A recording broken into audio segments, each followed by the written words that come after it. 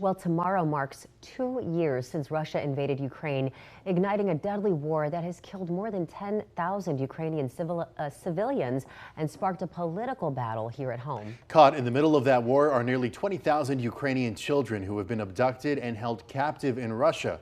Our Ryan Chandler met with one young man who was released after 2 months in Russian captivity. He came to Texas to share his message.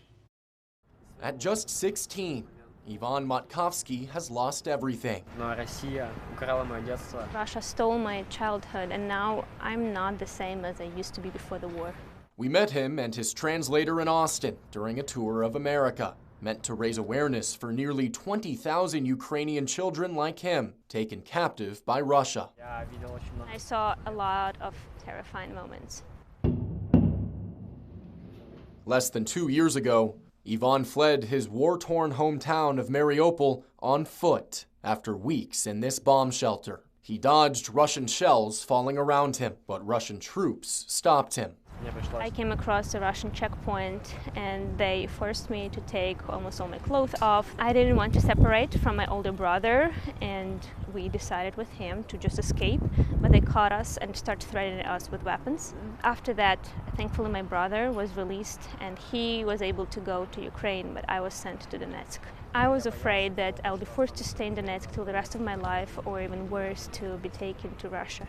For the next 2 months, Ivan was captive at a hospital in Russian-occupied territory. But he says he never forgot where he came from. The moment I arrived to the hospital, I demonstrated who I am, what do I stand for, and what I'm made of, and whom I support. This week, he hoped to spread that support across Texas. As Ukrainian troops run out of bullets waiting for more American aid, Ivan is speaking out for the thousands of children he says are still held far from home. It is just not our war, it's the war for all the people and all the children, and I think that they should support Ukraine to make sure that all the people and children are brought back home. Ryan Chandler, KXAN News. Now, a question many people have: why should we send more money to Ukraine? We asked Senator John Cornyn that very question earlier this week. Here's what he had to say.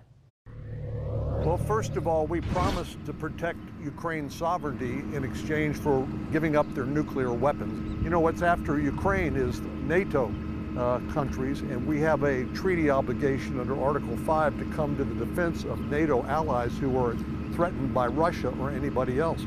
So I believe it's in our national security. Finally, I would say that President Xi over in China and, of course, the supreme leader in Iran, Kim Jong-un in North Korea, are paying attention. We don't have the luxury of cherry picking what countries or where we get involved.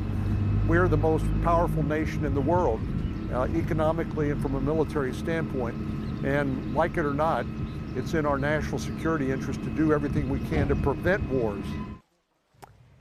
Former President Donald Trump has been pushing Congress to reject a foreign aid package for Ukraine. Trump, along with other opponents of the aid, have suggested that aid to Ukraine is a waste of money.